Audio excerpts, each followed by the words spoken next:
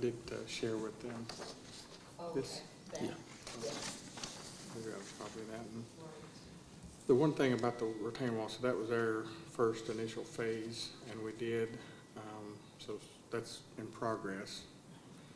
Tomorrow, actually, they're going to start, the engineers coming out to meet with the town of Bronson City. There's a pipe behind the building that has to be relocated, so they're going to work on that. And then the soil boring is probably next week, and once we get that, they can have an engineer draw out the plans for the retaining wall, which that's what the initial $500,000 was for, is retaining wall and moving some of the parking spaces. So that's actually proceeding. But I guess from this standpoint, and Ellen they're making two requests. One is their the regular budget, which just is operational. And then number two is going to be the project itself. And we do have to keep in mind that we've got problems with the roof, the current roof, and we have problems with our HVAC units. So, you know, the quicker we can move on to phase two, the better off as a whole the county would be, because we still have to fix it. You know, no matter what, if we don't do the project at all, we still have to prepare the roof. We still have to do the HVAC system. So just moving forward, think about that. When we get to that part, we'll see what we can come up with.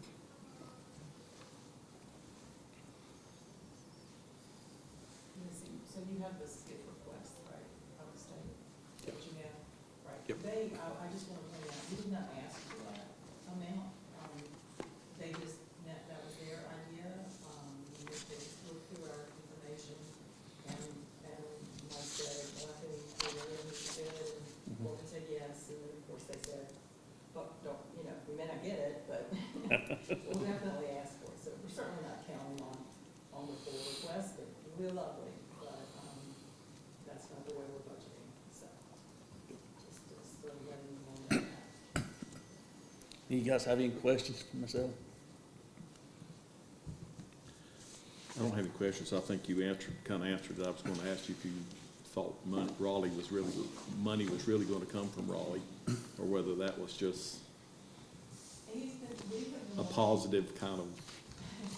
Well, we started working on both gentlemen last June, and frankly, we also talked to the guy who was running against Mike, just to hedge our bets too, you know, so, we've been working this, but of course, and I think, who are the others, Pless, and, can't think of the other one.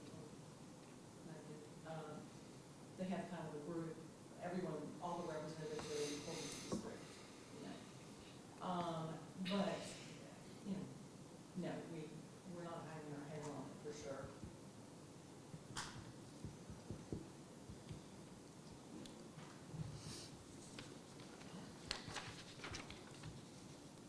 Anyone else got any questions? So, thank you so much for coming. Number two on my list is the next page, and I know this has come up a few times, so this one here. And these are the bigger projects we've had slated, and we're trying to work through some of the processes. This is the courthouse expansion project, and I do want to bring this back up because it is an issue with space and with the court system. So I think it's time to at least revisit it, maybe look at some more cost estimates based on today's dollar, and try to get it back in the budget at some point. A bigger version of it's right up here on the wall, for the bigger piece of it. It's a little bit smaller. So anyway, just look at it and let me know kind of your thoughts on it.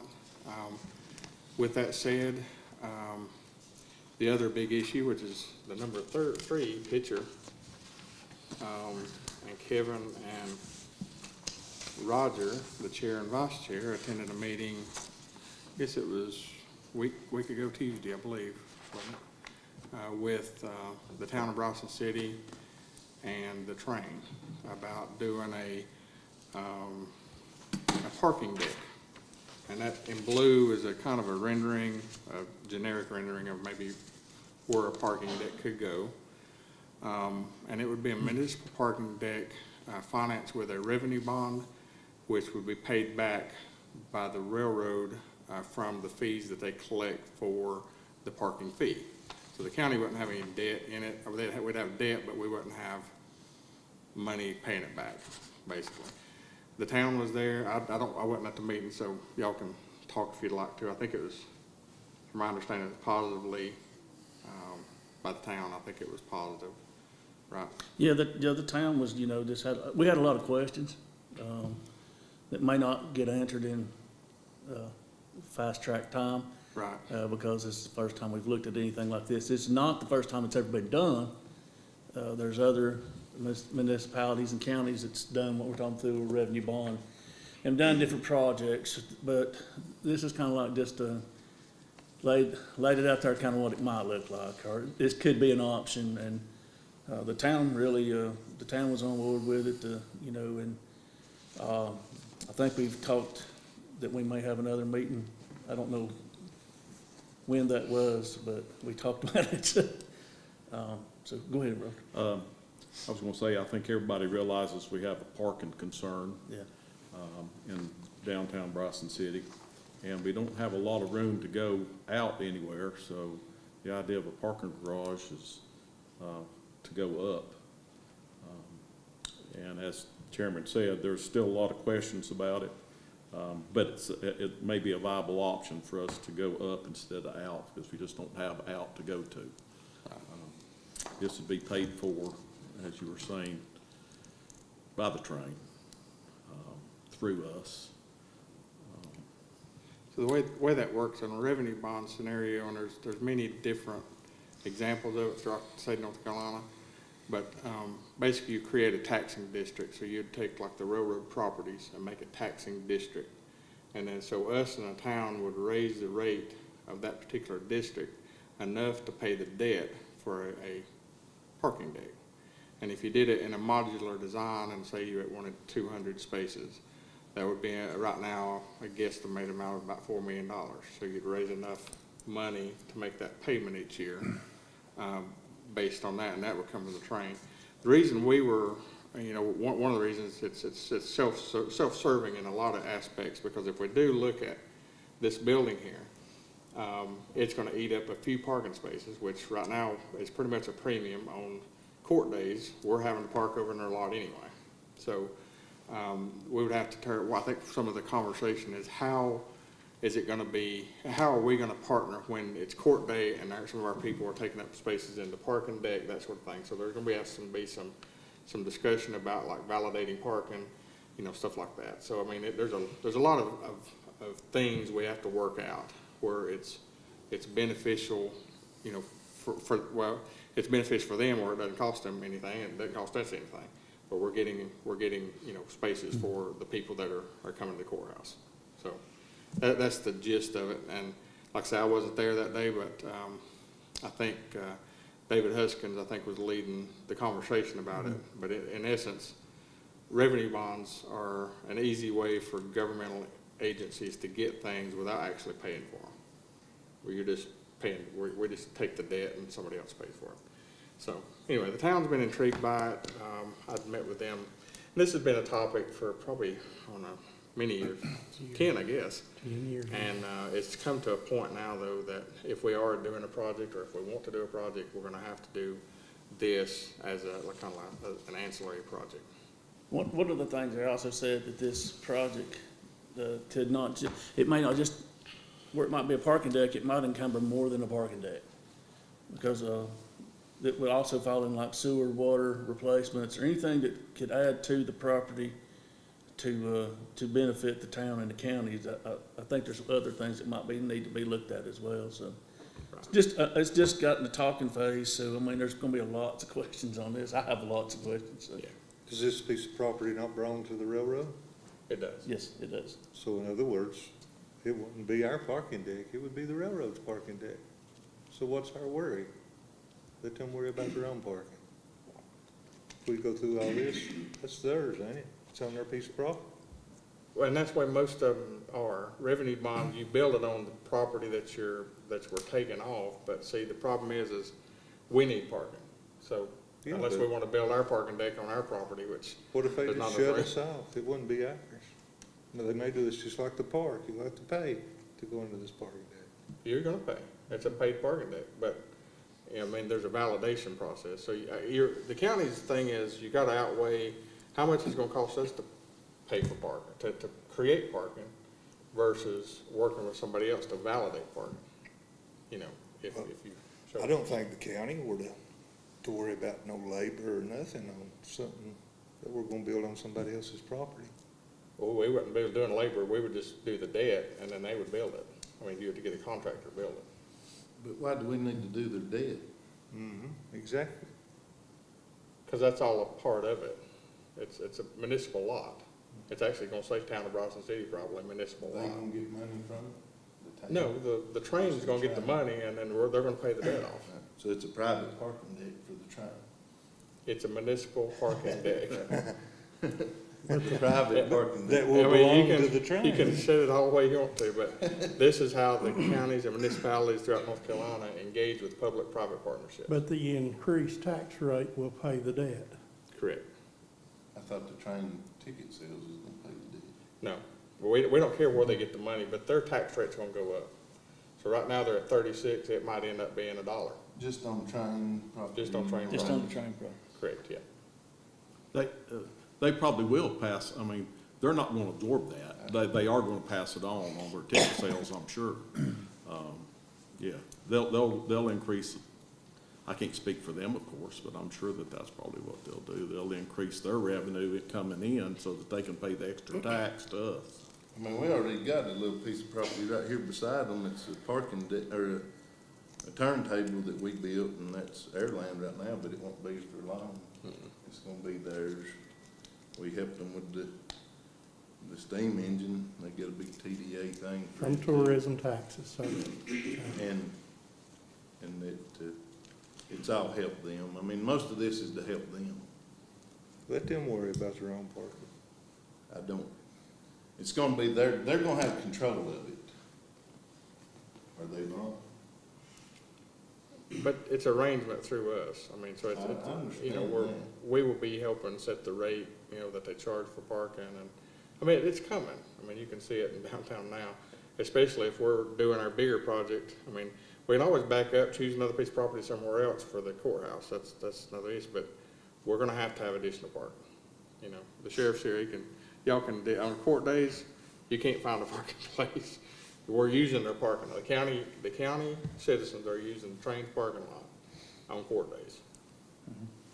Right now. And the train people use their parking lot. It's a yin and yang right now. So what they're saying is, or what we're saying, you know, like I say, this has been going on. We had this conversation probably 10 years ago, I guess, about the need for one with the town. I mean, it's not us. The town's gonna raise their rate also. The town will have to have some skin in the game also. So it's all. Yeah, the town part of have our a part. big part in this because Yeah. this is, I mean, it's in the county, but it's also in the town. And Yeah. it's gonna affect them a lot, Right. so. So anyway, the reason I'm bringing it up is this particular project, if we want to fund it, we need to be looking at the effects of building this project is gonna be parking. We're gonna have an issue with parking. So, King, we're gonna have another issue too when we build this expansion that I didn't think about as much. But lots of people that's used to using the riverfront park there is gonna be Yep. very upset when it's gone. Yep. Nothing else to replace it with. And the courthouse expansion was on our list as well, that we sent to Representative Clampett, correct. and the library was on there too. Of course, Mr. Chairman, the parking is an issue, and of course, I'm open to hear any suggestions, and if anybody wants to spitball some ideas about how we help the parking issue downtown, but it's difficult to park downtown sometimes, to just run an errand or pick up a sandwich or anything you want to do. It's difficult sometimes, so I think we ought to spitball ideas about parking for sure. Yeah, we're gonna have to tackle it one way or another. If we don't do this, we still got to figure something out. That's, know that the town knows this as well, so. What is the cause of the parking being so scarce in town, especially on that side of town? What brings the issue? It's the train, right? Basically.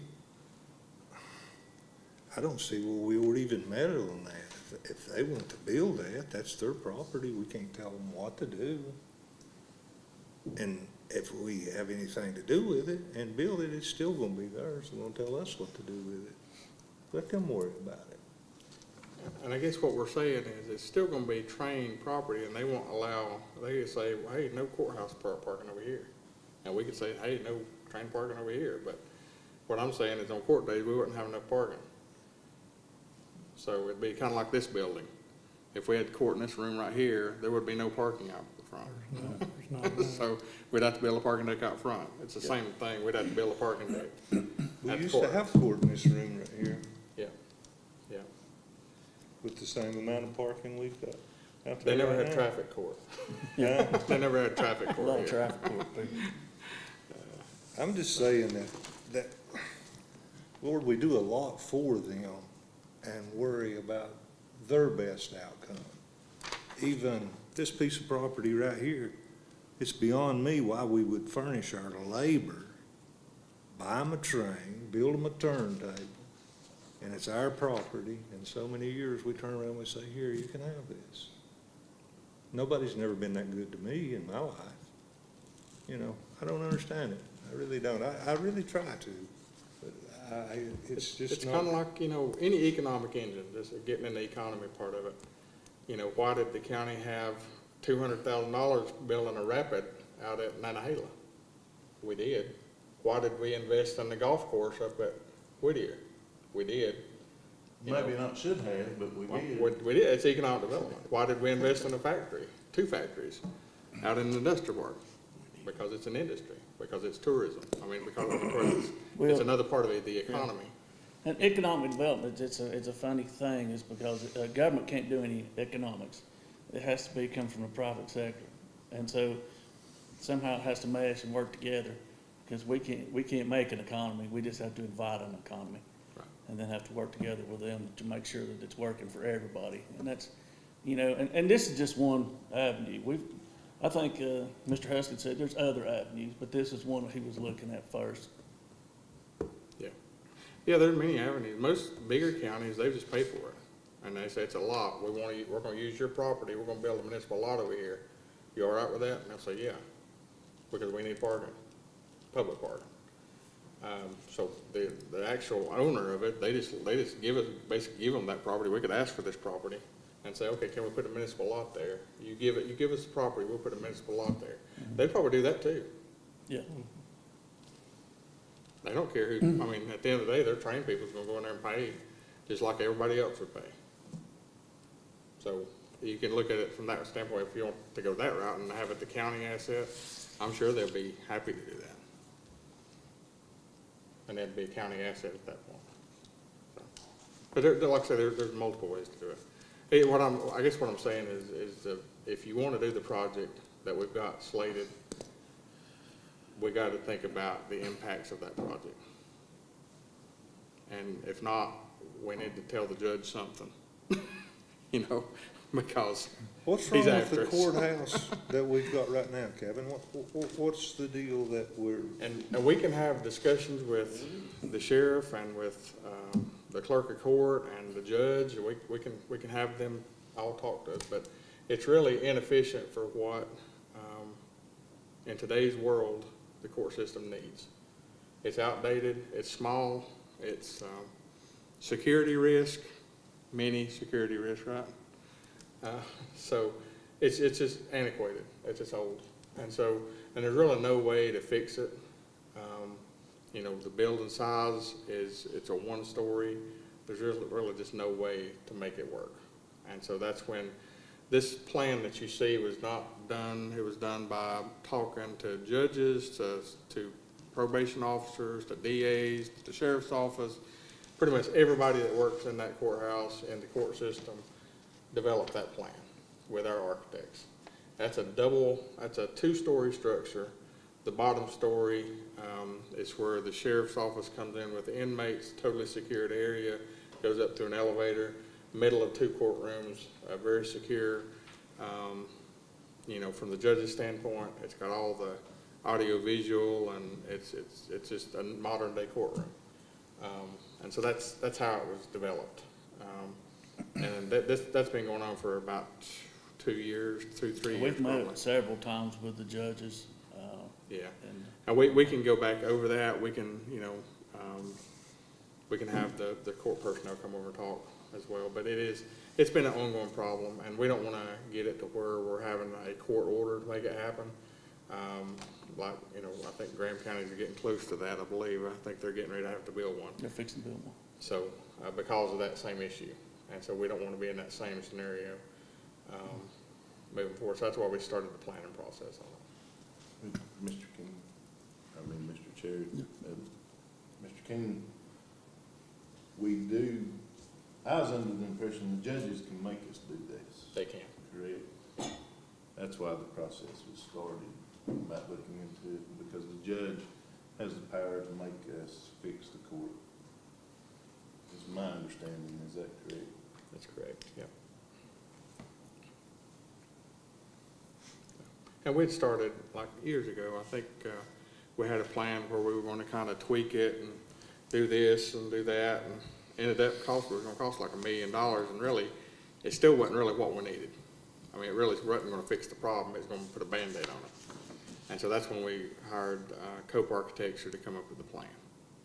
So that's the general idea. Anyway, these are just thoughts. So we can, when we get going on the budget, I will try to put this in the request and see how long we can keep it in there. Y'all can have more discussions about it, taking it out, or whatever. So the next one is, it's kind of a project that's going on now, but it's animal control, and it's just this little blurb right here. If y'all see it or not, it's got, and this is just a kind of a site map. Yeah, there you go, David. That's that one. So the orange little octagon is the, and I'm gonna call it a service center, an animal service center. And this is where mostly employees would go to do their daily activities on animal control. The one in red is an adoption center, and that's close to the highway. And that's where people could come and they could adopt animals and things like that. So there's actually 2 buildings to this campus. And multiple reasons why we would do this. One, it would be that the other, you know, there's one that would do the other processes that the animal control would do, and then the adoption center just for adoptions. So they would have like a visitation room, you know, maybe an office, a bathroom, things like that. Right now we're kind of in a holding pattern until on the first building, which we were slated to start this spring, which is the orange building up top, until after we get the water line moved. There's a water line that's about 16 feet in the ground. The town is moving that over to the soil road that we've got dozed out now. So we're waiting on that to happen. Once that happens, we're going to put it, both these will probably be steel structures, so it's going to be a steel building located on the site. Anyway, the reason I'm bringing this out is because, of course, that's going to be it's a multi-year capital plan. So this is a part of a multi-year capital plan, meaning we're probably not going to get it done this year. So that same money that we allocated this year is going to have to be allocated again moving forward. So that's why we're talking about it. But anyway, I just wanted to brief y'all on the status of that, and let me know what your thoughts are. We can plug it in, and like I say, y'all can have a discussion about it moving forward if this is the best rationale. You know, at the end of the day, we're not a humane society. We're going to be a county shelter, and so there's been different conversations about are you going to do? Is it going to be a no-kill shelter? Is it going to be, you know, euthanization and that sort of thing? That's up to y'all. The way it's currently written, it is written as a kill shelter. And I think a lot of people that were for it don't know that it's a kill shelter. So, these will be discussions y'all have to have, but that was one of the reasons we separated out to 2 buildings. We're not really building anything bigger, it's just we took a building that was adequate for both services, and we split them in half. That way we have one on the bottom, one on the top. So, any questions about that? How big a building would that be on top? Because that spot's relatively a small spot. It don't need to be big. It's not, the upper one's gonna be a lot smaller than the lower one. This was just a site plan, so it's not really big at all. It's just been mostly for employees, mostly supplies. The animals that are non-adoptable will be up there until they, we go through the process or whatever, so. All your adoption and everything you're planning on in the lower building. Yeah, yeah.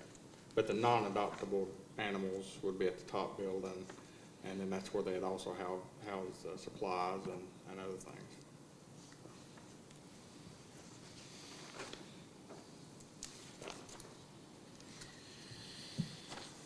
Let's see.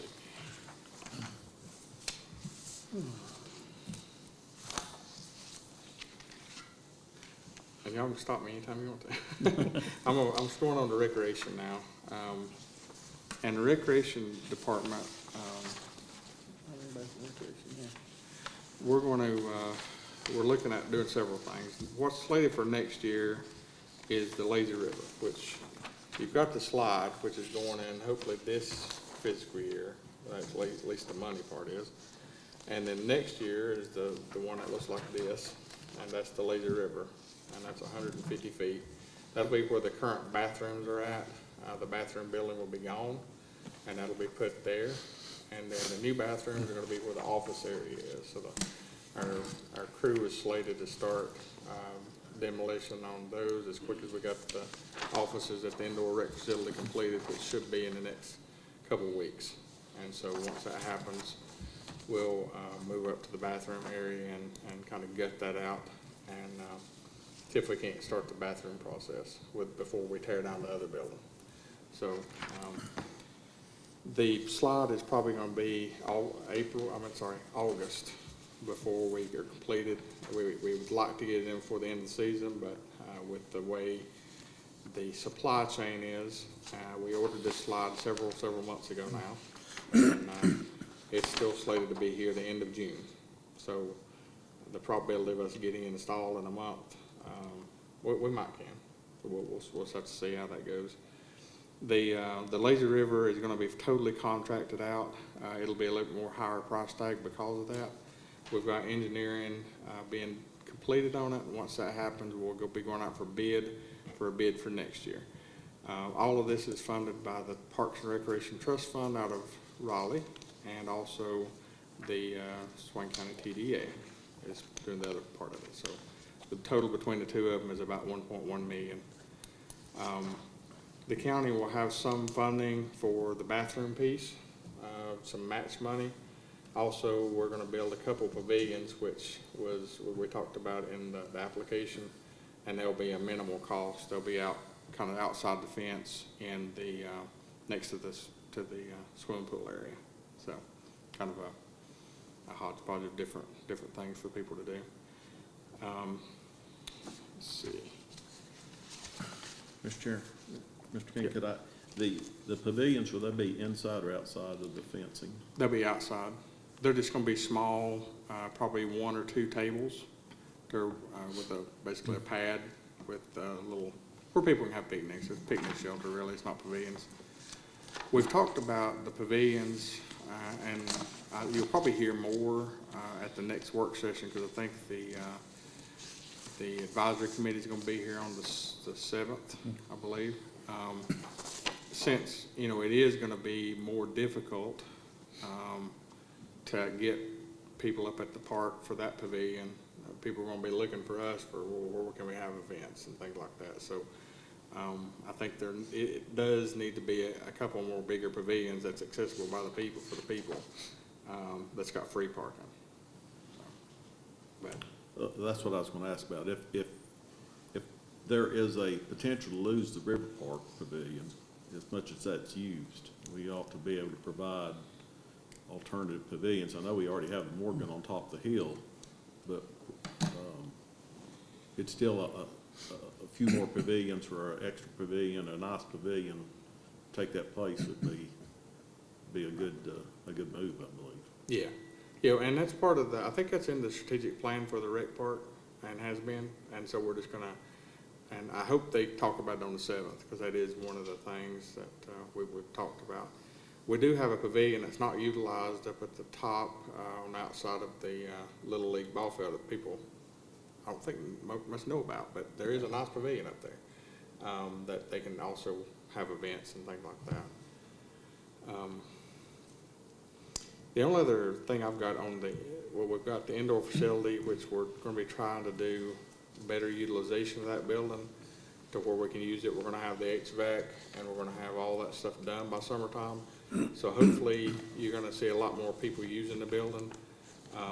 Especially we're going to start opening it from 8 to 5 because we're going to have personnel there, so that building will be open where anybody can use it. And that, I think that's the intent, is people to use it, and we'll just get them up there. But anything we can do, we're wanting to do a few more classes, especially around the senior programs.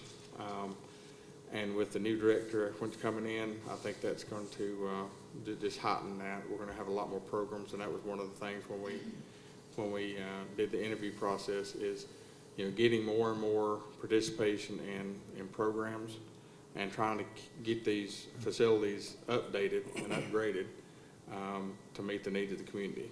And that's one of the things we kind of stressed during the interview process. There was a couple of other ones I think y'all had put. I think one of y'all had put on the list, public restrooms in town, which also would fall underneath Parks and Rec. Mm-hmm. So, and you'd asked the, I think state legislature for that funding. I know I wasn't here when y'all were talking about that, but I'm assuming it's just for the public, or is it just, is it more for tourists or what? Oh, that may have been me that brought that up. Oh, I know I did. Roger. I'm sorry, Mr. Chairman. No, you're fine. I had seen some chatter about the lack of restrooms in town. A lot of the tourism try to use facilities, I guess, in the stores that they go in, and so there's a lack of just the public restrooms. And it was just something I thought I'd throw out on the table and see what people thought of the idea, or if they had any thoughts at all. We actually talked about that also in that meeting with the train and the train of David Huskins and the town. The town I think we may have said that in there too. The town brought up public restrooms in there, because that could be a part of that plan. That's what they said. Part of that parking structure would be a place. Yeah. We currently operate three sets of public restrooms in the city limits. We've got one at Riverfront Park, we've got one at the aquarium, and then we've got one at the museum that we operate. And the town, throughout the years, we've had a lot of partnerships with them about them doing some cleaning for us and things like that. And I think a couple of them, they do free water. So there's kind of partnerships, but we own them all and we built them all. Mm-hmm. So, but any place y'all think if we need to get involved, that's fine as far as the recreation point of view. I know they probably will add some over at Island Park, but that's part of their project. That's their problem. Yeah. Yeah. But I wasn't going to add it in our budget, so if it comes through the state, I guess we'll just work it that way, right? Yeah. Okay. All right.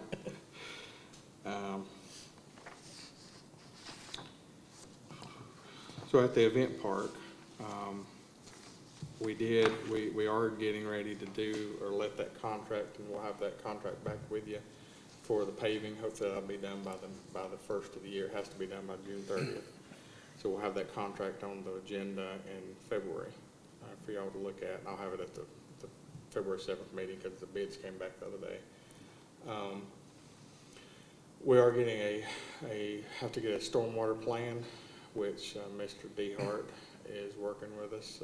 Alan DeHart's working on that, and to get rid of some of the stormwater from the site.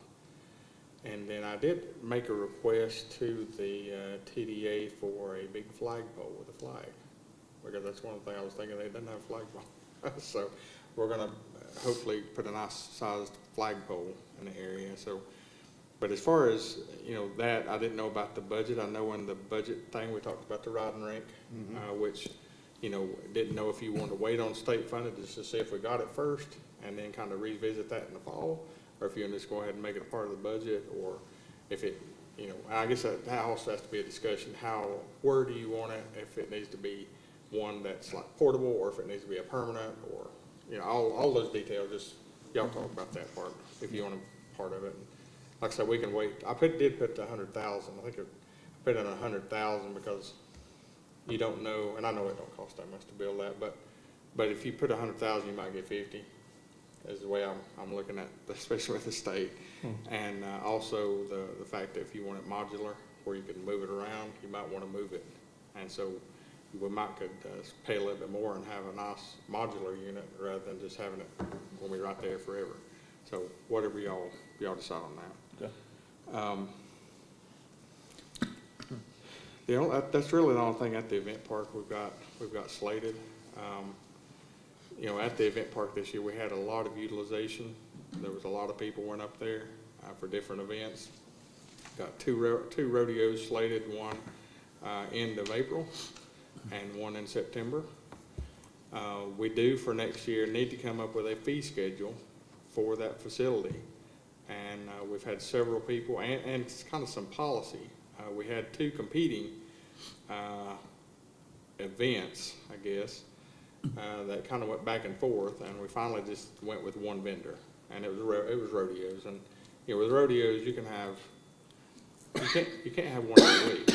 You know, it's not gonna fund it every week, but maybe once every 6 months. That's probably as many as you want. But we had another rodeo company want to do it, and we basically told them no, that we had already had this one vendor. He did a great job last year, and I think that he wants to do one in the spring and one in the fall. So we kind of just said we're going to leave it at that. Currently, we charge $100. I think in the future, I think over in Haywood County, they charge like $1,500 for the same event.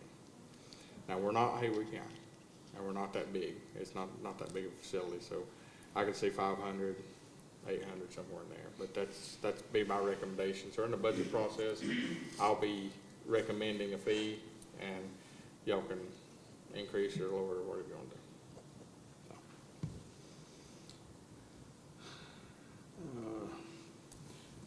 Staying on that side, we've got the ELA sewer project, which we currently have $1.5 million in the ELA sewer fund, and we are applying on Monday to the Appalachian Regional Commission for $750,000, and then that would still remain about $200,000 that we can utilize ARPA funding for, which we slated for.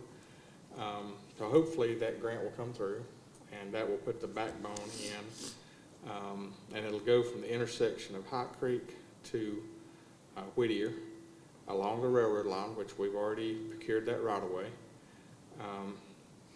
And so then we'll have a high pressure line there, basically a pump station, and that'll be a collection point.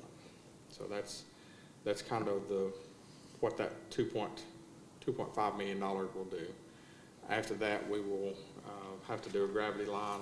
When we do the project, the paving project, the 2-lane road all the way out, we're going to be putting in a service line for the facility up there, all the way down to the Hot Creek, so there'll just be a very limited amount of pipe has to go in to tie into that system. So once we get going on it, but that's the project in general.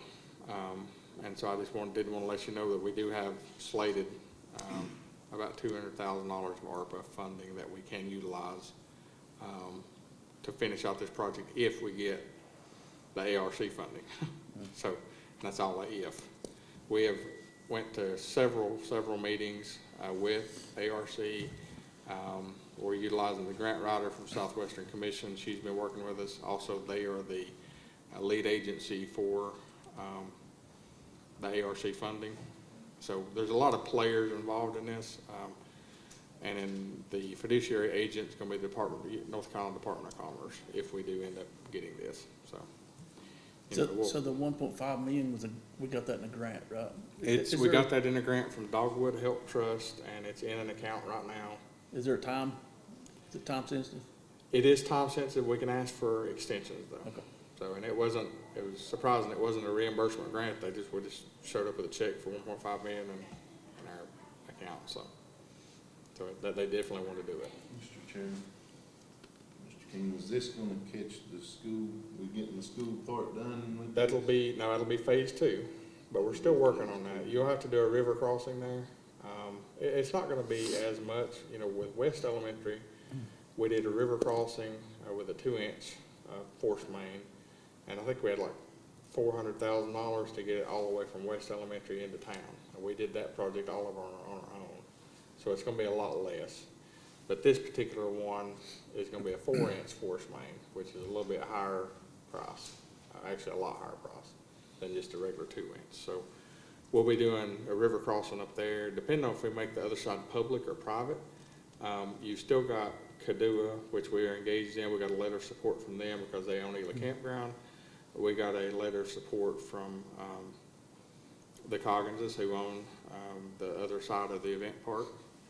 And so hopefully between additional, you know, businesses, you got the hotels up through there that can't have access right now. So if we put in a main sewer, like a gravity sewer, and have a collection point on that side of the river and just pump it from over there across the river to the other pump station, that's phase 2. And So the force main that we put in, that's the backbone. That's the collection point. that's just from, That's from Hot Creek all the way to Whittier. It's 1.24 miles. okay. Yep, 1.24 miles.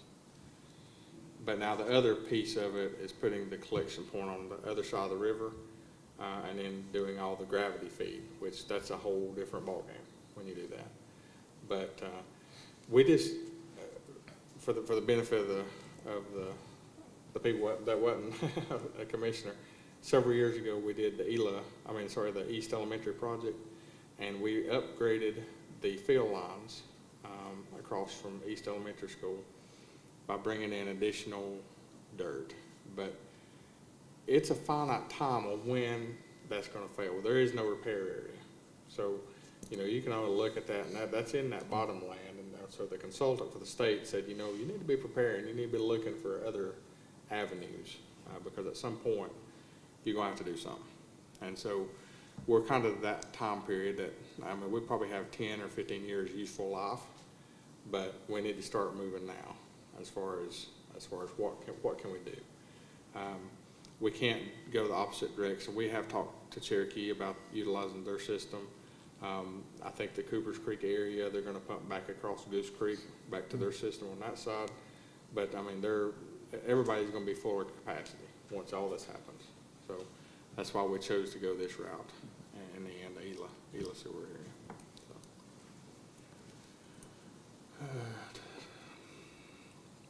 So. Okay, talking about school projects. So I know there's been a lot of conversation about the HVAC at the middle school and other things at the middle school. I think it's in this week's paper, all of the different things that were wrong. Last year and the year before too, I believe we have allocated money for HVAC systems at the middle school. And then I think a couple years ago it was deemed that during COVID it was just hard to get equipment. And so the engineer, Steve Kaufman, who also works for us as well doing projects, I think he had made the comment to the school board and staff that you may have to wait on bidding because of that equipment issue. So now we're kind of past that equipment issue, but then in that same time, we were talking about the new middle school and why would we invest in that if we had this and that sort of thing. But I think now we'll probably reallocate for next year, depending upon, we're going to have to reallocate because that's got to be fixed. I mean, either way, it's got to be fixed at the current facility. So we are getting the lottery proceeds back. So that whole schematic, that whole amount of money, we can access from the lottery funding.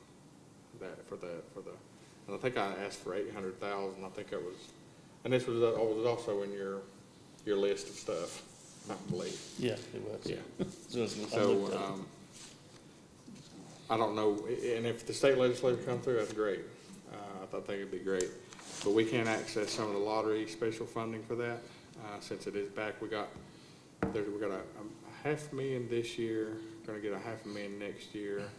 And then we got our allocation back, which is 138,000 times 3 years, because, you know, we had it taken away from us to go to the high school project. So I think there's gonna be funding there to do all of that. That kind of leads me into another little section here, and it's revenue projection, and I'll talk about the school revenue projection first.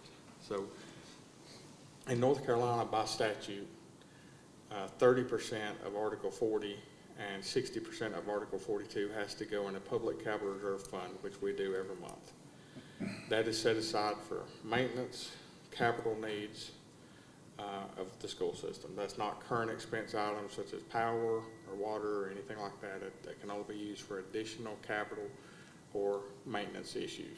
And so everything that we've done, including the HVAC and everything, has come out of those funding. That doesn't come from ad valorem taxes. It doesn't come from property taxes. It came from that particular fund.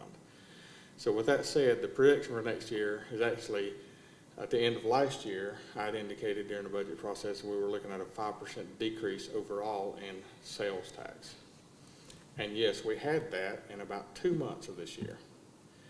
Well, then it kind of turned around. And so now it's actually increased about 20% overall. So the revenue projection is definitely, one, I can't tell you where it's going to go next year. I think a lot of this is done by inflation rate. You know, the inflation rate's so high, things are costing more, so therefore you're getting more taxes. So it's all a circular economy thing.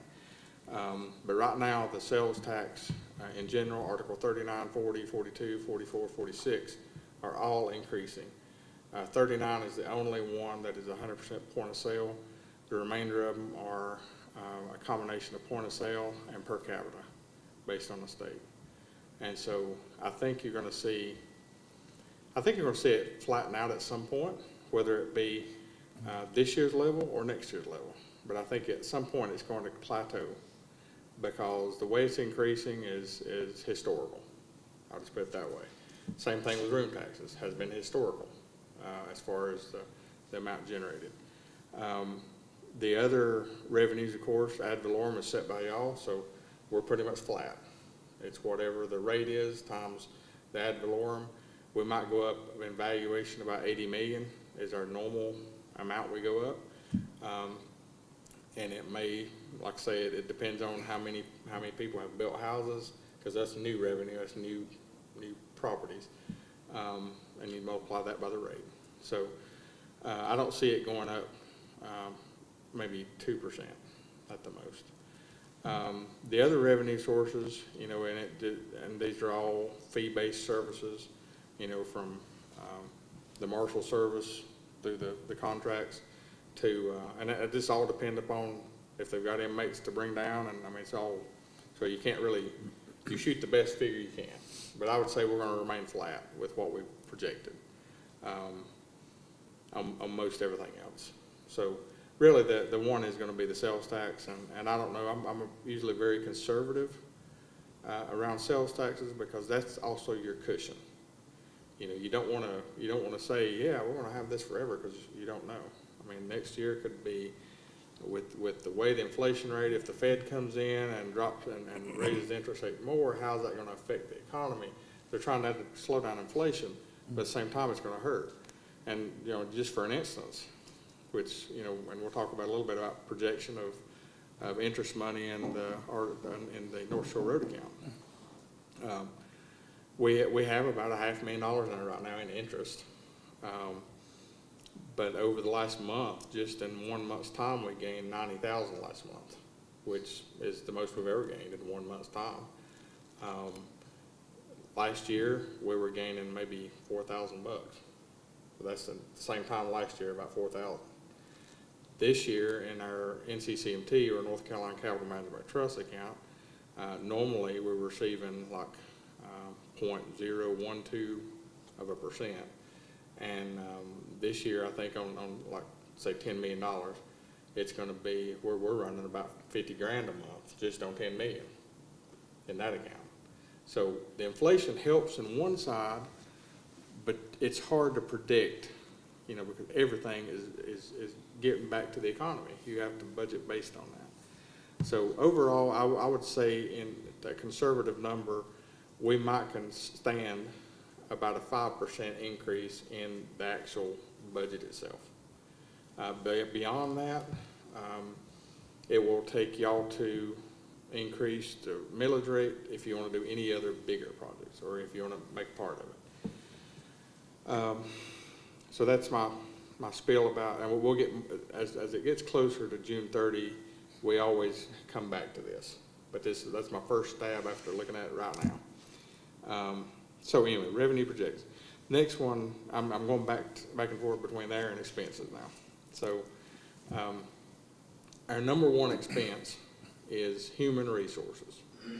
So keeping qualified personnel, which we've had a hard time of, and every county in North Carolina's had a hard time of it. So I'm not saying that we're by ourselves. Everybody has the same hard time. But I do feel like we need to continue the practice of having a personnel committee. I think that's been enlightening, and I think we need to stress that. You know, without, and I'll kind of leave it at that as far as the salaries and COLA and all that, because the personnel committee, that really needs to be a grassroots from them. So I mean, that's kind of, but I would stress, I mean, if y'all want to keep it, that was the prior board's deal, but are y'all all right with keeping a personnel committee? I'm good with it. Yep. Say so. Everybody all right with it? Does anybody want to serve on it? Would like to serve this year? We usually have one commissioner, and then we have several people from actually all the departments have usually a representative, or most departments. Anybody? I I'm can't sorry. remember. Anyway, Phil? Okay.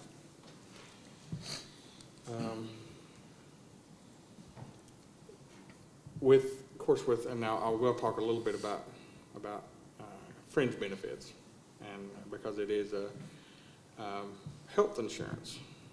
Health insurance is always something we talk about because, as you know or may not know, we are self-funded, what they call a self-funded group. So we have a third-party administrator, a TPA, that handles our portfolio on health insurance.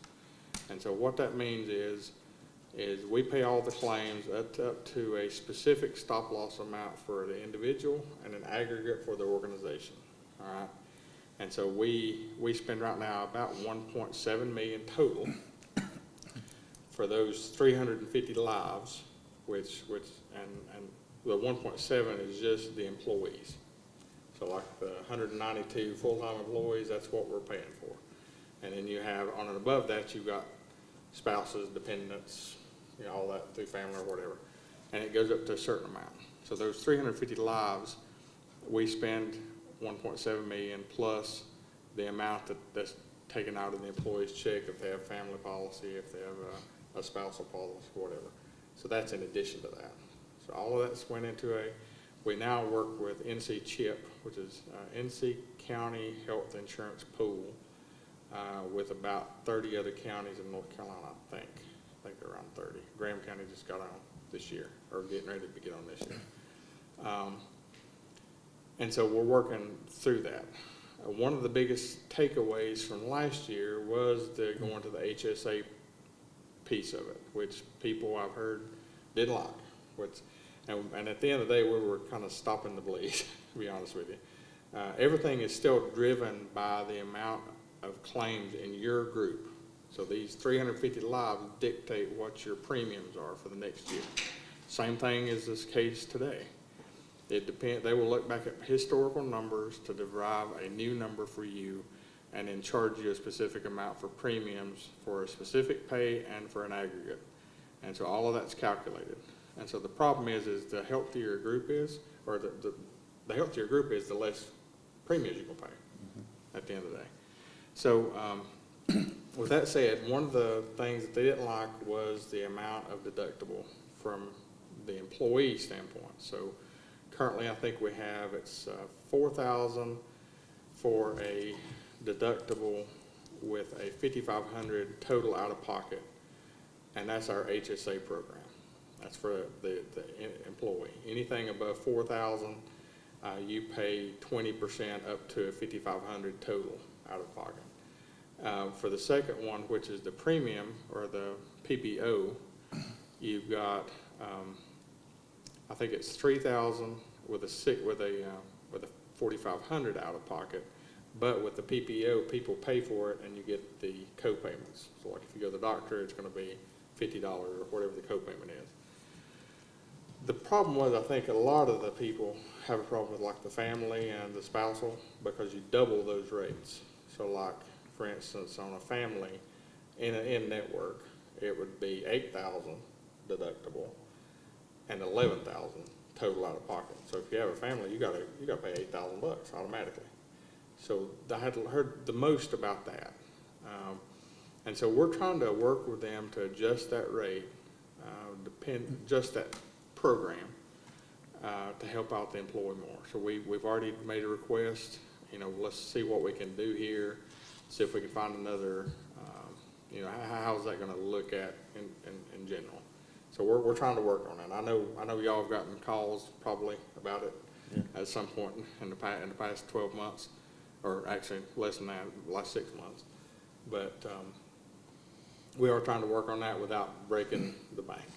If it remained the same, like as it is right now, the reinsurance rate is going to be at about 100 grand more than what we're paying. So we were at 1.7, so now we'll be paying 1.8. So that's automatically going to have to be in the budget. So $100,000. can I ask this? Yeah. This is Blue Cross Blue Shield, right? Is that, we're still with Blue Cross? Is there any other companies out there that's more competitive than them? That's more, So it's like some of these bigger companies, like, I know that the more people you got, the more people that get sick, the more your premium goes up. yeah, But like, someone like the Tribe or something like, their insurance is better than our insurance, and they got way more people. How's it happening? That's what the more lives. they may be paying more. The Yeah. Tribe may be paying Yeah, more. the more lives. So we've been self-funded since 1997. Before that, we were fully funded. And it's with the difference between the two is that you're in more control of your destiny. I mean, and it's really, this insurance company do the exact same thing that we do, except we don't know about it. Because they're going and they're looking at everybody in that group, and you know, this one has this procedure, this one has this one. They're looking at it, they're saying, okay, this is going to have a high claim. So they'll put, that's what the reinsurance piece is. So these people, you know, the end of the day, Blue Cross Blue Shield even, if you look at their funding pattern, they'll assure a certain amount of block of business, well then they'll come down and they'll have another block. And you know who the end is? Normally it's Lords of London, because that's the last one that usually picks it up. Right, They're going to yeah. like, okay, we'll take this piece of the business or whatever. And so we do the same thing. And so going back to your question, is there other companies out there? Yeah, there's plenty of insurance companies out there. But we get very competitive rates, and it is about volume. So like, we have our 350 lives, but we joined a group that now has 7,000 lives. So we get those breaks on those premiums because now we're with 30 other organizations together. So we get that break on the front end. Last year, see, we didn't. Last year, you know, our premium was going to go to about 2.6 million. Mm-hmm. That's why we said we had to do a change. We have to do a change. They can go to a different network. Blue Cross Blue Shield is the network and the third-party administrator. Yeah. We have been, throughout my career, we've been with MedCost, we've been with Tricor, we've been with several of them throughout the years. So we've chosen, and we used to play that, we used to do that all the time. And we can still do that, but InChip has been very good this year. And it's actually the fixed costs are a lot cheaper than what we experienced since 1997. You know, the premiums and things like that. And to be a part of Blue Cross Blue Shield Network is a big thing also. especially in North Carolina. I mean, United Healthcare, Aetna, you can go to those. You can go back to MedCost. MedCost has a big network. But, you know, it just depends. I was just wondering, I mean, Yeah. it's just, It saved the county money probably. It saved millions upon millions of dollars being self-funded since 1997. Now, some years we've had it bad, and some of y'all have been here when we've had to allocate money to it, but most of the years we've not. In the so many years that we've done it. But I know when we were with the Association of County Commissioners in 1997, and the reason we chose to go self-funded was because our premium in 1997 was going to $800 per employee per month. And right now, we're still around 6 or 7. So we're still saving over 22 years ago. I think in other counties, they're paying $1,000, $1,200 per employee per month already. So we've been fully self-funded, fully funded. So anyway, know it's going to go up $100,000 at least. The other part of it is retirement. So this is the final phase, I think the final year of an increased amount of retirement. So we're dependent upon the nature of employment, whether it's law enforcement or non-law enforcement, the rate's going up about another 0.5% on retirement, which is definitely an impact to the county. We can't do anything about it. We have to be a part of the retirement program. It is a state mandate that you are in the retirement system.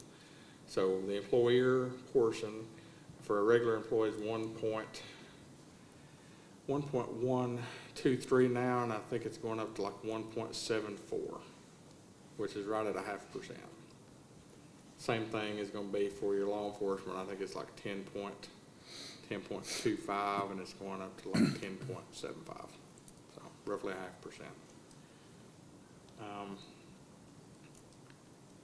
The other stuff, workman's comp is going up a little bit, and we have to carry workman's comp insurance. We're not like traditional employers where you put in your 2% or whatever you do, as far as insurance. We are self-funded through the association, which not self-funded. We pay for them. We pay for their insurance, so it's through their company. But I think we pay right at $160,000 a year in workman's comp, which is a pretty good deal for what all of our different types of employment. The higher impact folks. So. And the rest of the stuff, the salary study, I know everybody has a copy of the salaries and things like that. We did implement the salary scale a couple years ago, and we'll leave the rest of it to the personnel committee as far as their thought process for next year, as far as a COLA or anything like that.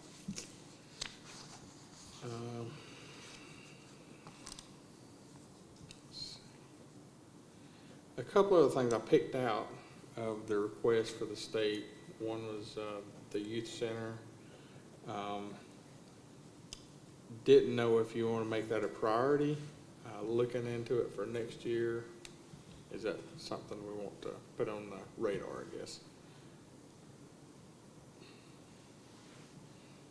I do. Okay. I'll see what we can do, and we'll put it in there and see what the things. Anything we do as far as the project goes, we'll just have to see how far it gets, if that's fair enough.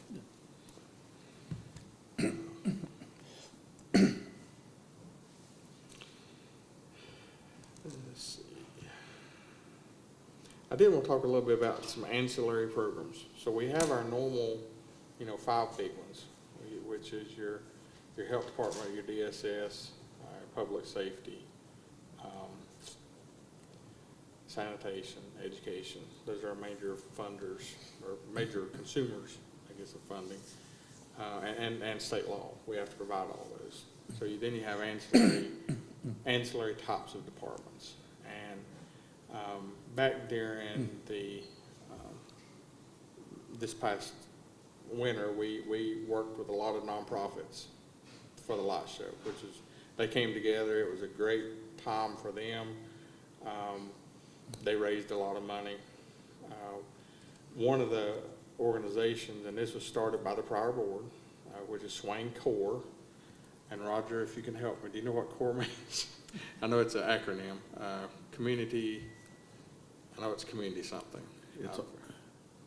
I can't speak to it right now. I can't either. Someone forgot me, left me. Anyway, CORE, Swain Core was developed by the previous board. And basically it's a conduit for looking at services that the community is in need of, and then kind of plugging in nonprofits to do those types of services. So instead of, and these are not necessarily services that we do like through DSS or health department, but they're more specialized.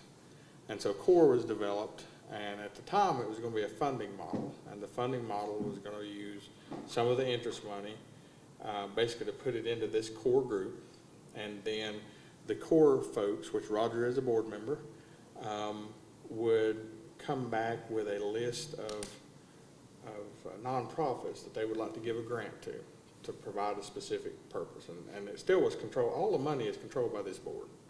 They would come back to y'all and say, okay, well, you know, such and such asked for this grant this year or whatever. And it was kind of a way for people that had like a $500 request, you could say, okay, well, go to CORE and they will give you the money or write a request to us, and we kind of filter it that way. Kind of like a planning board, I guess. Well, anyway, this CORE group didn't have any money. There was no money ever allocated. And so during this last, the lot show, we took half of the proceeds and funded $30,000 out of that, which was about 30% of the price of the lot show per car. And it went into this CORE account. And then 20% into Family Resource Center. So first I'm talking about CORE. And CORE is, this next year, is ready to give grants out.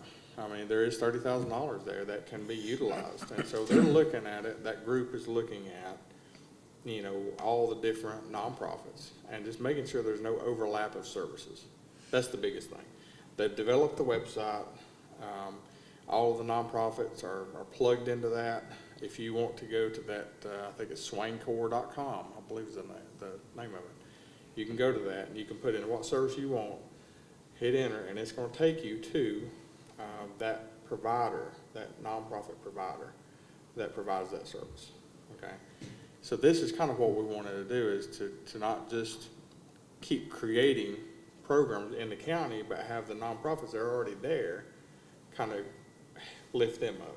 So that's what CORE is all about, and making sure we're not duplicating. If we're doing a service and they're doing a service, well, why would we be doing it? You know, it's kind of like years ago we used to rent out equipment like mulchers and stuff like that, and kind of competing against private enterprise. We shouldn't be competing against private enterprise. We should, you know, do the things that stopgap measure what not happening. So anyway, Roger, if you have anything to say about CORE, I mean, I think it's just now getting off the ground really,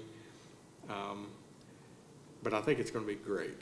I think you're going to see all the organizations that's involved in it, and then their continuation of services, and then you can kind of plug and play. These are what these people do, and you can kind of see your gaps in services. And that's what it's all about, is trying to make sure that the citizens have programs that can help them. Is what it's all It's about. CORE's connecting opportunities and resources for everyone. Perfect. Mr. Chair. So this is this was gonna be our directory, and when we started this, when we talked about this, we wanted to get the community together. I didn't necessarily know about the funding part. I didn't understand that part necessarily, I don't guess, because I thought when we started this, it was basically to get all the nonprofits and all the county stuff together and make sure we're not overlapping anything, and to have a directory that if people felt like they was looking for something to go to. Yeah. This is what this started at. It started out actually with a community resource meeting, which still happens. They still have a community resource meeting, and all the nonprofit organizations and the county and everybody involved kind of gets together and talks. And then it kind of morphed into volunteerism. And I Yeah, think that's where, part of it, because we wanted someplace to send the volunteers to volunteer. to. which Anybody is in a the part of it. community wanted to. yeah, it's a part of it. But then there was dialogue about having a funding mechanism where, and it was a lot of it, it was where you had these smaller organizations coming to the board and asking for money. And so it was kind of talked about, and this is kind of the end of it, but it was kind of talked about that we could use portion of the interest money to give back to the nonprofit organizations or the community. But it would be this group that would kind of vet it. You know, is it gonna help the community? Is it not already been done over here? That sort of thing. And then that group would give y'all a list of people and with the applications, and y'all would make the decision on if they got the grant or not. You know, that's kind of the way it morphed into it. So I did want to bring it up because they do have 30,000. So when they bring a request to us, we would have to, of course, budget it just like we do every other fund, and it's for specific purposes for helping out nonprofit organizations in the community that does programs.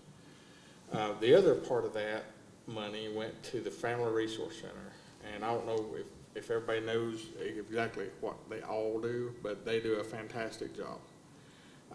And this is more in line with human services types of programming, parenting classes. They're wanting to do more in line with like supervised visitation with DSS. They're currently located out in the below the or on Hughes Branch out there. And so they do a fantastic job. They do the thing in the Christmas time for like the kids. But a lot of their stuff has to do with parenting classes and working with families to help families stay together is basically what it's about. So we've had that program since 1997. It's been state funded all those years. We still have a state grant, Family Support and Family Preservation grant that pays for the majority of the salary. We do have 2 employees that are county personnel that are overseeing it, but everybody else out there is kind of funded by the grants. But it is a fantastic organization, and they got, out of that, they got about $25,000 out of the total. And all that's going to do is go back to help buy mostly Christmas presents for needy kids at Christmas time. Is what that money is going to be used for. I send a lot of people there that have questions or have problems. Yeah. That's where I direct them to, because They give out food baskets. We do the Share the Warmth through FEMA. They administer the FEMA program. Yeah. A lot of different stuff happens out there. So if DSS doesn't have the needed stuff, they send them to Family Resource, and that's kind of our conduit to plug in people where we need to. So it kind of all works together is what I'm saying. But the reason I bring that up is that we are going to be looking at the 30,000 to allocate, hopefully, to give back out in the community for needed services. But if y'all wanted to look at maybe matching that to make it bigger, that's, you know, like I say, it's up to the board as far as that goes. But it might be it is a good way to reach back out and have a place for people to go. And if they do need resources, hey, we can do it. And we have kind of a group that's over that oversees. Yeah, that's a good thing. Nobody else is doing it. I never thought of it. You know, that sort of thing. So it's a good thing. Opioid funding. So we did get a grant for for $300,000 to do a strategic plan for opioid, for spending our opioid money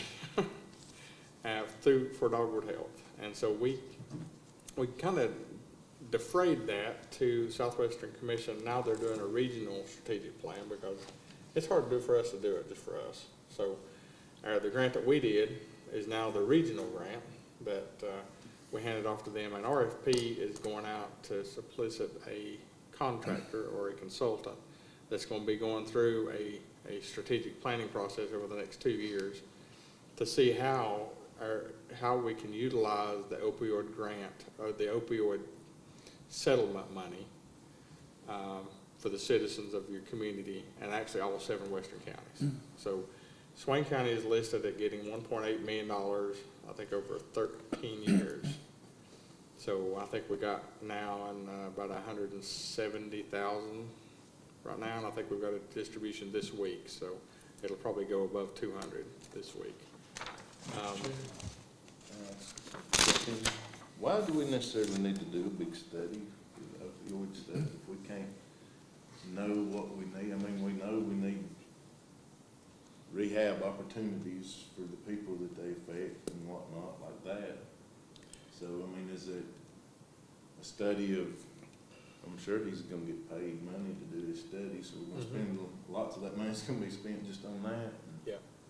Instead, I mean, can we not, is it something you have to have this study done, or can you? With us being so small, that's why we couldn't do it. I mean, they wanted us to spend $300,000 on a consultant just for Swain County, and I'm like, you know, I don't see that happening, because we don't have the places to send people. I mean, we don't have anything, so it was kind of more in generalized terms, it'd be better to do this study for all 7 western counties and see how we can collaborate, and maybe our dollar can be mixed with a Macon County dollar or a Jackson County dollar, and maybe make a facility of some sort, because you're talking about millions and millions of dollars between our 1.8 million and all the rest of the 7 counties plus EBCI together. It's more of a plan. So that's what this money's paying for, is this consultant to kind of get all the counties together to see if there's a method to spend the money in a more efficient way than just one county going. I mean, 1.8 million is not much for opioid addiction, in all honesty. I mean, it sounds like a lot, but I mean, you know, centers are so much per day, and I mean, you could spend it in a heartbeat. But all of us together. Talk more to what about our closest neighbors? I mean, what all counties is in the 7 counties? It's Haywood West. Haywood West. So, Yeah. I mean, some of them they're getting, it's based on population. You get more according to your population and stuff. And some of us, I mean, would we do better to split up and the neediest counties get together? And I mean, we could reach out to the big counties, but it's sort of like the house stuff, the affordable housing money to me, you know. Yeah. Haywood County was sort of in control of all that. Right. Is that how this might be? This is not going to how that's going to be. This is going to be totally different, because you're talking about facility-based crisis intervention, right? And so Value is going to be a part of that group. That's what I was gonna speak to. I've been on several several meetings with Valia that, about collaborating this money together is probably our best alternative, to actually get something that's sustainable. Because if we get it, we might not be able to sustain it. Same way with these other counties, they won't be able to sustain it. But if we all go together and we figure out a better plan of sustainability, and plus also, I'm pretty sure that the federal government that gave us this money, or it came down from feds, right? It's audited money too, right?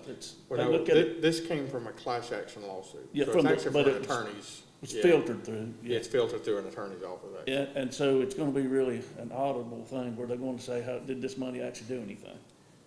So Vita Health is on board with this as well, because they service this region in mental health.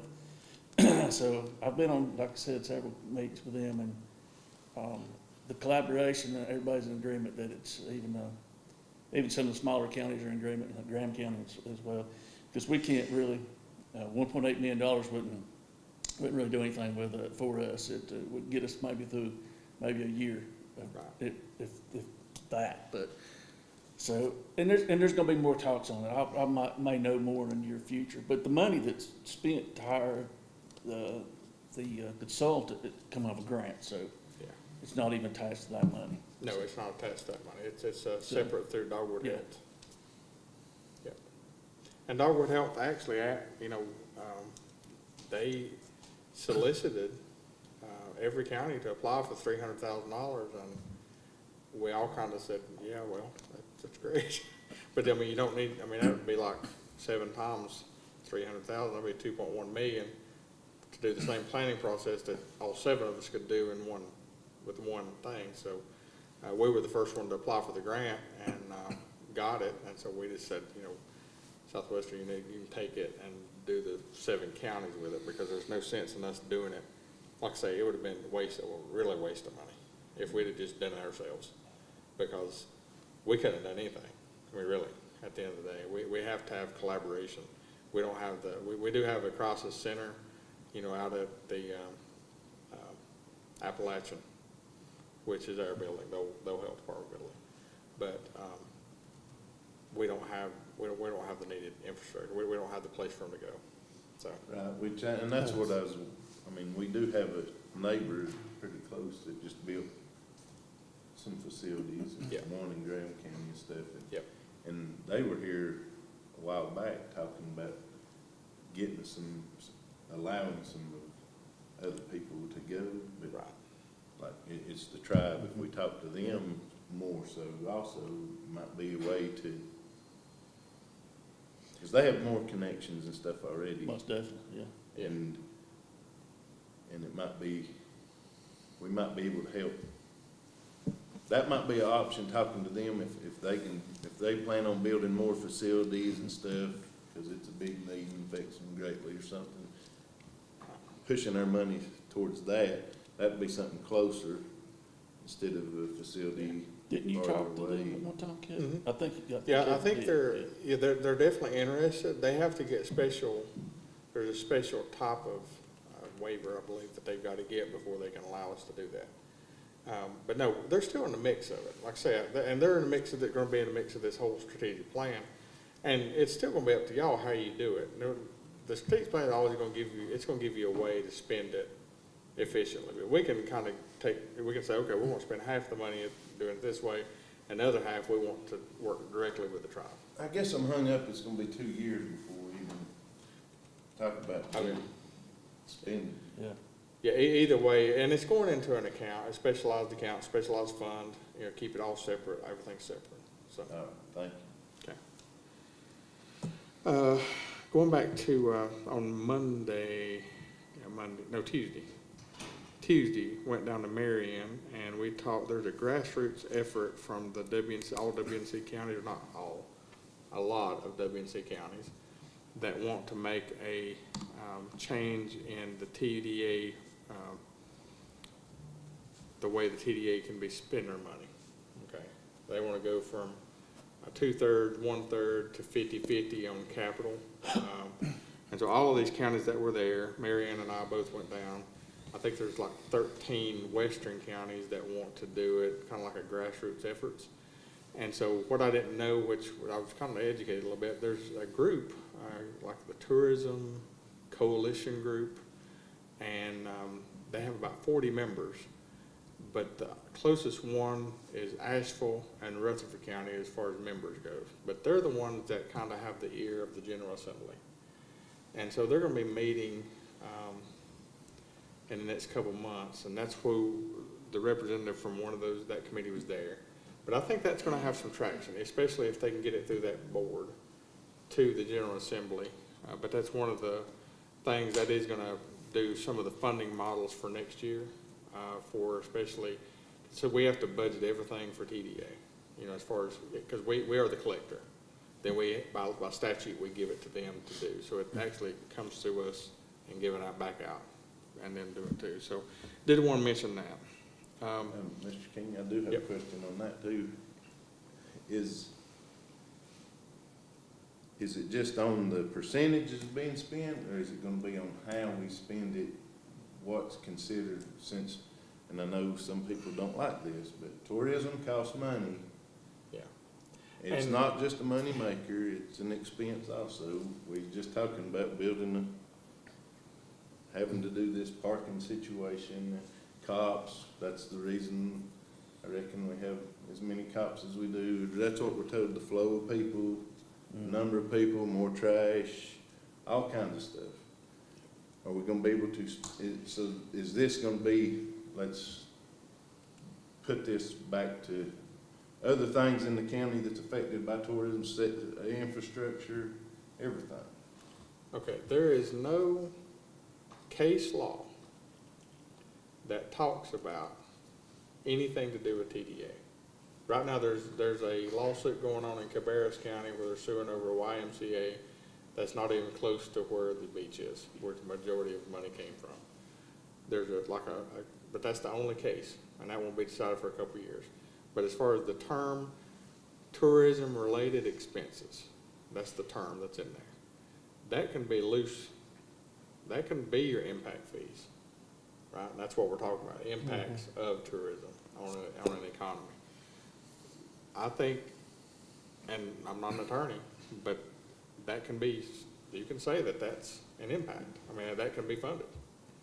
And I think the TDA wanted to fund it. Last year, they wanted to give like 4%, which is like $40,000 to like sanitation or, whatever.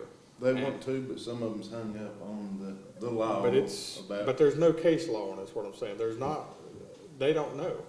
Well, 2/3. If you talk to Chris McLaughlin, which is he's at the Institute of Government, I asked him that specific question.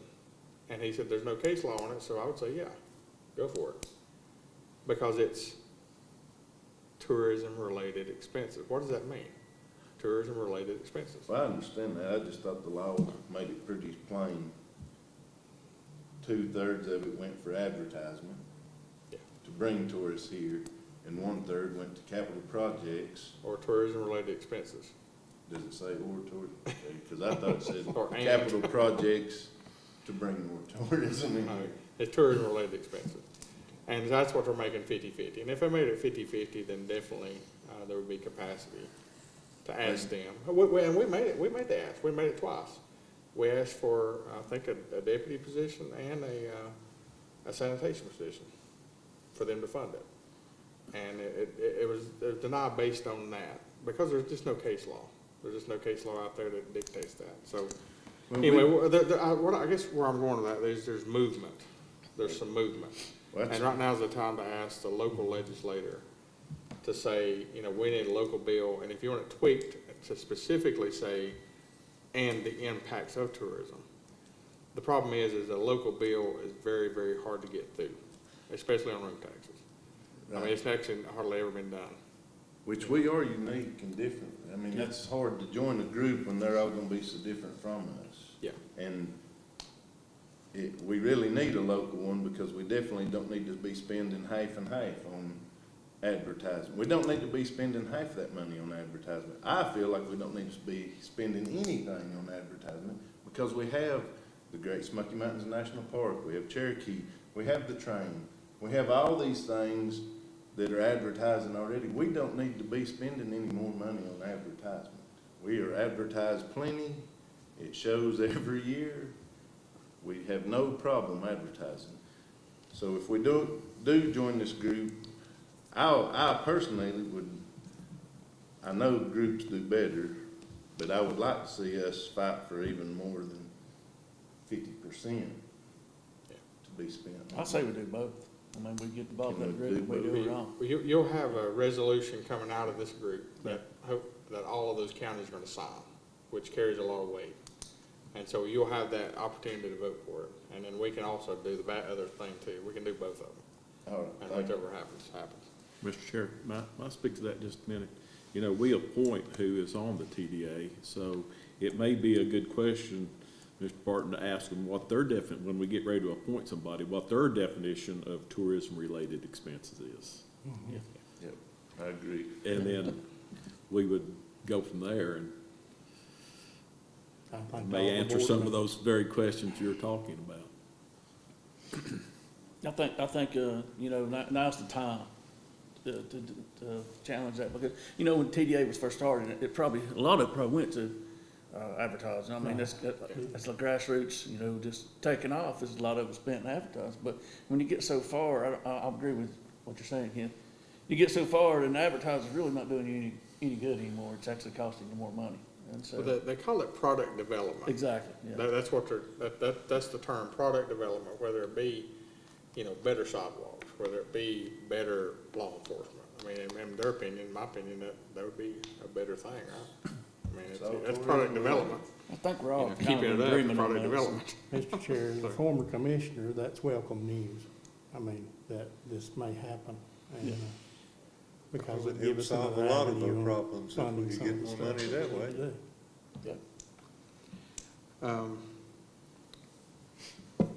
It's all on that one, I guess. So, the next one is affordable housing, and I know we have a committee for this. I didn't know how engaged you want us to be during this funding cycle. Y'all can think about that one, and let me know, what y'all think, if you want me to, if you want us or the committee or whoever to write the grant for, that consortium.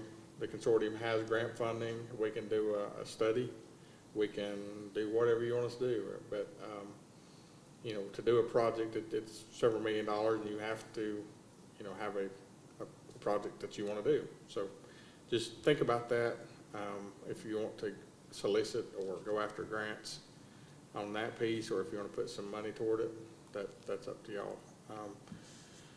And we'll have another discussion about that, I'm sure. Let's see. All those out.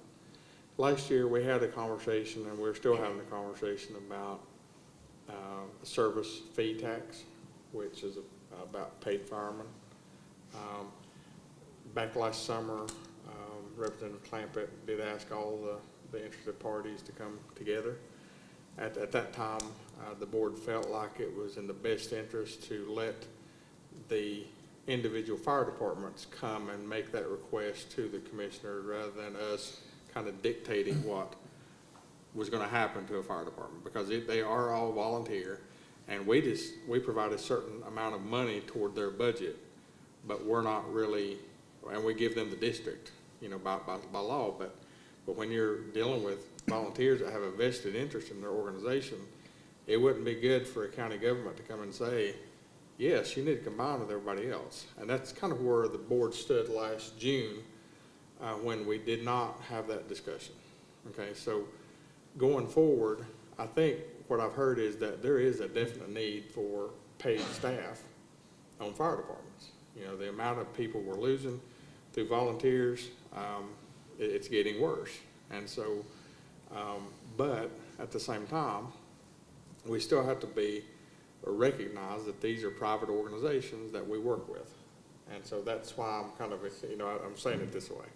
So I don't know how engaged you want us to be. If you want us to start some dialogue with each individual fire department to kind of see the temper of where they're at and what they would like to see from y'all as far as commissioners, if there is an appetite for putting in a service tax or a fire tax. Fire taxes have to be done by the fire department through a vote.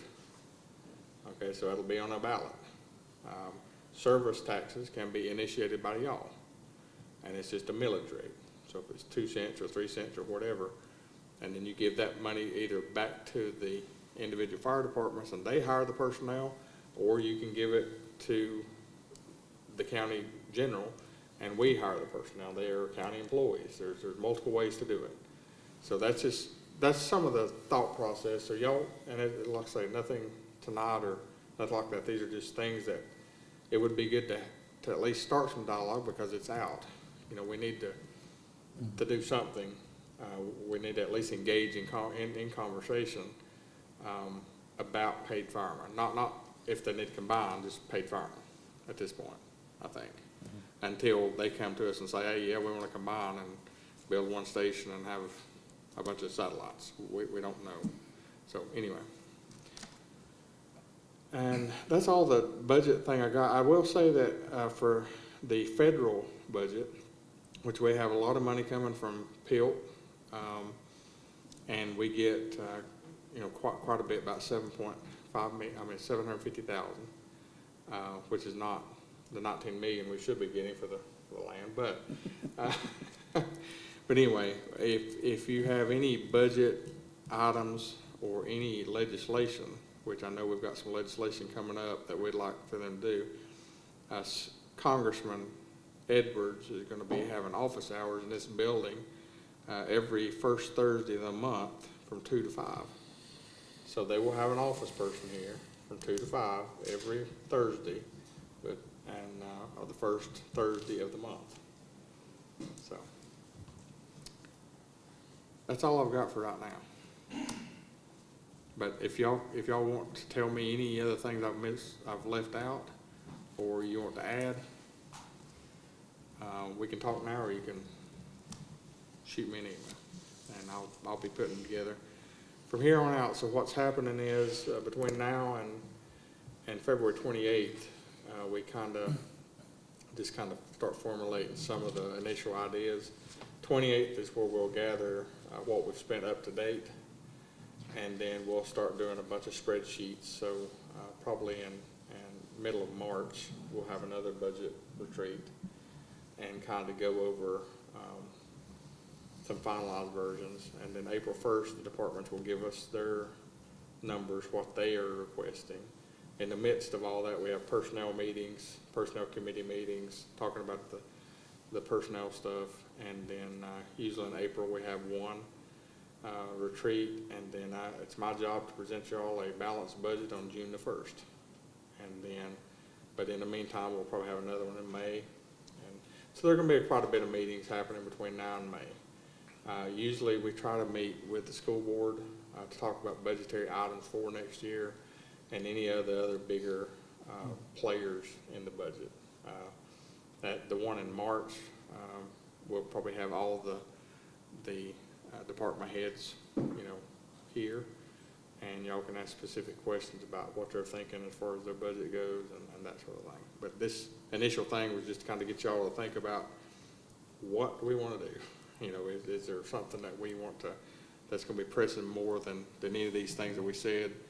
Or, you just tell me what you want to add or delete from what I just said. So, anyway, that's all I've got.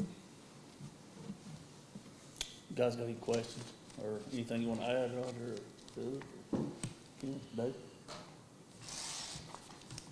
If not, I'll take a motion to adjourn. Take a motion, adjourn. Second. All in favor, raise your right hand. Adjourn. Next meeting, in about 15 minutes. School.